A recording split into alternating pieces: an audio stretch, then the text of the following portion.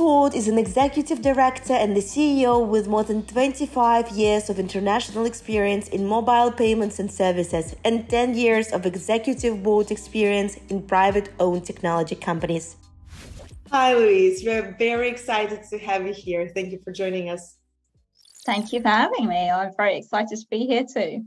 And I was thinking that the best way to start the interview would be not asking you the question, but using our resources and see what other people say about you. And based on that, ask your business expertise questions. And I went to your LinkedIn profile. And none of it's true. None of it. You didn't expect this beginning. Well, what did you learn? And people around you tell about you that Louise give us full freedom to explore technical and managerial areas which help the individual development and also the organization overall. And I'm thinking about that, full freedom. What kind of freedom does he mean? And what kind of freedom do you give to your people, to your team members?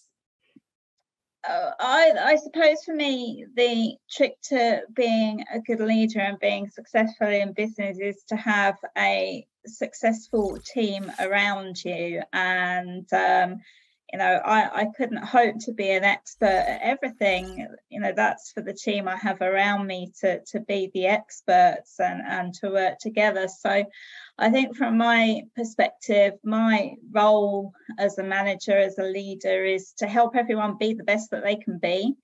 And as a collective group, to be the best group that we can be. And that, I think, is the key to success. Have you ever faced a situation when your trust was broken with team members? Oh, yeah, for sure. That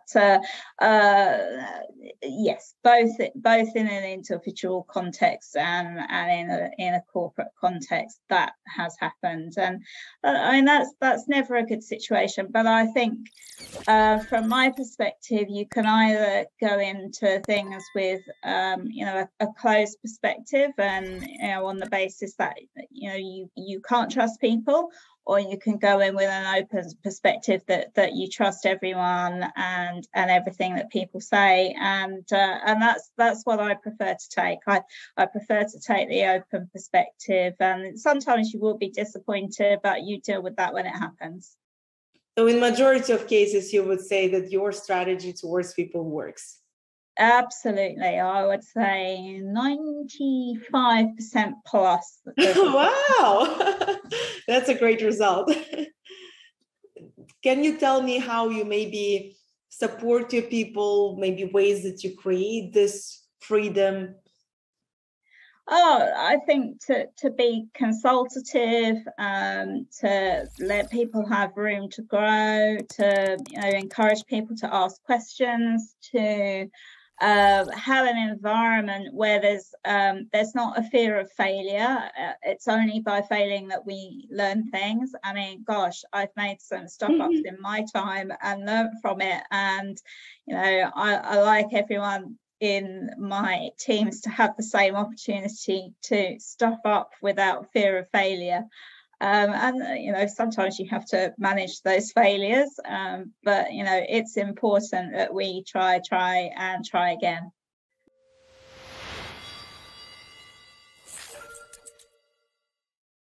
How do you make sure that your goals are measurable, that they are realistic and they're in the scale of possibilities? Sometimes they're not. Sometimes they're not. Sometimes it's just a gut feel. Sometimes it's just a question of coming home at the end of the day and going, did I do good today? Yeah, I did do good. I'm happy. Though it's more this psychologically of satisfaction, asking yourself in the evening whether it was correct or not really. Oh, I think you've got to have hard and soft objectives. Yes, there's always the hard ones like the revenue and the KPIs, etc. But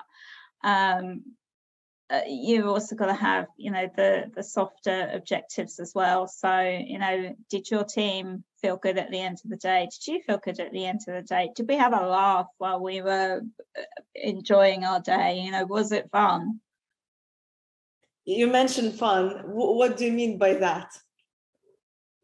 Well, I like an office where everyone has a smile on their face and has a good time. So you really try to create this environment of being friendly and happy about the results you make. Well, I think we spend a large chunk of our day, not necessarily in the office these days, but we spend a large chunk of our days with our colleagues, with our clients, doing our work as much as we do with our families at home and as much as we do sleeping. So it's important that that third of your day is a happy and productive one. What do you usually do to create such an environment for yourself? I see that you have a very enthusiastic and optimistic approach towards work and towards the environment. And I don't really see it often. Okay, we see that it should be environmentally friendly, but how do we arrange this workspace? What do you do in your company? What do we do in our company? Well, I guess I like to lead by example. I am quite an optimistic, glasses half full person, and I hope that starts to rub off on other people that I work with. But I think all work and no play does make it dull, and so we like to do other things in the office. I've done many different team events over the years, from going on a trapeze and doing a trapeze lesson, which is something I will never ever do again, because my weight to strength ratio is not right for hanging off bars in the middle of the air. I could not lift my arms up for about 3 days after that. Pasta making, all kinds of things, rock climbing, laser quest. I think the lockdown period was quite a challenge for people because it's hard to get together and do things. I got invited to a Christmas event, which was a virtual cocktail party, and that was enormous fun, doing the virtual cocktail party and having the cocktails delivered, and the guy on Zoom telling us how to do things. You should have seen the state of my table after I'd finished. But we do things like bake-off competitions and all kinds of little odds and ends like that, team lunches, just getting to know each other. I would ask you what was your favorite, but I think, in your opinion, what was the best event that you felt really made your team a team, that really helped for them to be more together? When I was in Australia, my team loved going to laser quest and shooting the hell out of each other, which was a surprise. But in the current team, I was really surprised how competitive the bake-off got. But that almost turned quite rough in the end with the competition around cake baking. Amazing. So yeah. Good to have a bit of healthy competition in a social context. Thank you very much for all the valuable insights you've given us during the interview. I even remembered some of the ideas, and I will deliver them to my boss to repeat, like shooting and baking and pasta. Sounds amazing. Makes it sound like we do no work when you work in my team. I will remember that. Thanks a lot. We're really grateful for having you with us. Thanks. My pleasure. Thank you.